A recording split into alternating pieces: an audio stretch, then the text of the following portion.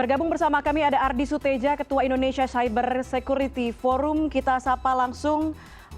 Selamat malam Pak Ardi. Selamat malam Puspa. Pak Ardi, kalau kita melihat tadi Trace Together dan Singapura juga sudah ada aplikasi serupa begitu untuk mendeteksi paparan atau sebaran yang diduga terkena COVID-19. Tadi sebelumnya juga dinyatakan kalau di Singapura jika salah satu pengguna aplikasi terdeteksi positif, otoritas akan mengambil data sesuai dengan aplikasi. Ini melawan hukum privasi data tidak, Pak Ardi? Sebenarnya gini ya, kita harus juga melihat dari dua sisi ya. Ini sekarang ini kan kita dalam suasana ya, keadaan yang sangat darurat ya. Kita menghadapi bencana yang luar biasa. Jadi memang prioritas sekarang itu adalah mengabaikan sementara ya, aturan-aturan yang berlaku. Namun saya harus ingatkan ya, prinsip-prinsip perlindungan data ya, apalagi terkait data-data pasien ya, data pribadi orang itu tetap harus dikedepankan walaupun ini dalam keadaan darurat. Oke, Pak Ardi kabarnya sudah mencoba versi beta dari aplikasi Trace Together ini. Menurut Pak Ardi seperti apa? Efektifkah untuk digunakan? Begini, saya baru mencoba yang versi Singapura ya, yang dikeluarkan oleh Ministry of Health di Singapura ya. Itu memang lumayan bagus ya, tapi harus diingat yang di Singapura itu kan cakupannya tidak sebesar seperti Indonesia. Indonesia ini jumlah potensinya cukup besar ya, jumlah pasien potensi yang akan terpapar ya COVID-19 ini. Jadi dari segi cakupan jelas berbeda. Nah, intensitas juga pendataannya juga tidak sederhana seperti di Singapura. Oke, Pak Ardi, biasanya data apa yang diperlukan khususnya untuk di Indonesia oleh Kementerian Komunikasi dan Informatika dan juga Kementerian Kesehatan untuk bisa melacak siapa saja yang positif? Nah ini tantangannya, namanya aplikasi kan itu juga banyak keterbatasan ya, dan kita juga harus lihat aplikasi ini tersedia misalnya nanti bisa diunduh dari App Store ya. App Store artinya apa? Yang punya akses ke App Store kan bukan 1-2 orang. Jadi ini aplikasi bisa dikatakan aplikasi bebas.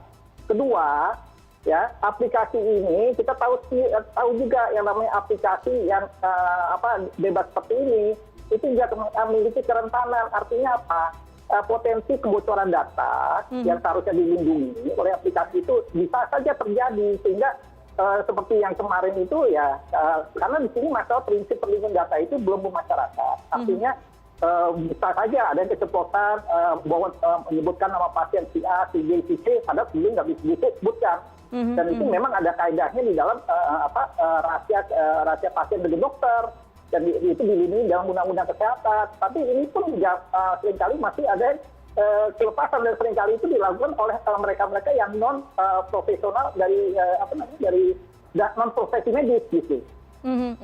Oke, Pak Ardi, walaupun sebenarnya memang penetrasi internet di Indonesia sudah cukup luas, tapi kan nggak semua, maksudnya ada beberapa orang, ada sejumlah kalangan yang memang buta begitu dengan aplikasi semacam ini. Nah nantinya apakah bisa apakah cuma di bagian atas yang bisa terdeteksi, tapi sementara yang di bagian bawah ini nggak bisa terdeteksi dong?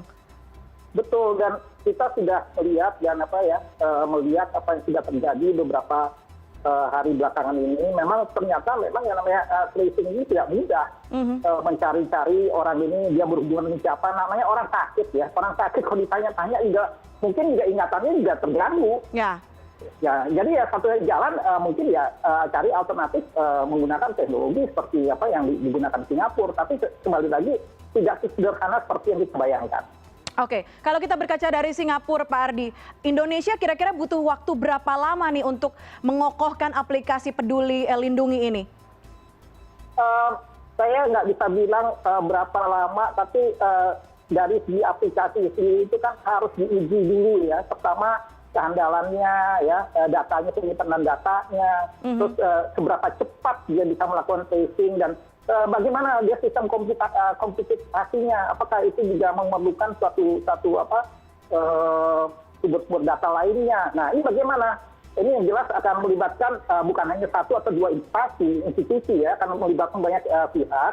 sehingga itu bagaimana perjanjian di antara mereka itu. Dan sementara Indonesia sendiri belum memiliki undang-undang perlindungan data. Ya. Oke, Gitu. paling tidak kita apresiasi dulu langkah yang dilakukan oleh Kemenkominfo beserta dengan Kementerian Kesehatan. Semoga dengan cepat bisa men-tracing, walaupun mungkin tidak bisa semua, tapi paling tidak itu membantu untuk mengurangi tugas dari para tenaga medis untuk bekerja lebih lagi melawan COVID-19 ini. Pak Ardi Suteja, terima kasih banyak sudah bergabung bersama kami di CNN Indonesia Connected.